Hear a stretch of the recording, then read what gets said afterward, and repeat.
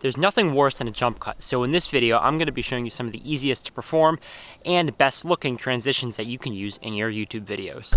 Starting right out, that is called the lens cover, and it can be performed very easily with a number of different objects. As you saw right there, I simply used my hand to cover the lens like that, and then at the next clip all I did was cover my hand over the lens and then remove it like that, bringing us to this transition that you just saw. This transition can also be performed with your lens cap. Simply take the lens cap, cover it over the lens, and then at the next shot, simply cover the lens with the lens cap, remove it, and you get a very good looking transition. You can also perform this transition using any stationary objects such as trees, poles, or walls. For instance, that was an example of using a tree as an object for that transition.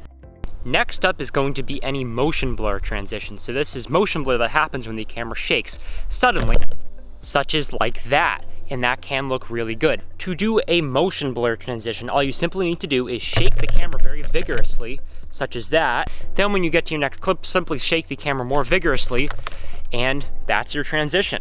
If you want to make the transition look a little bit better, you can insert an intermediate clip in between the two clips that has some motion blur just like that. However, that is not strictly necessary, and it will increase the length of the transition time, which is not always a good thing.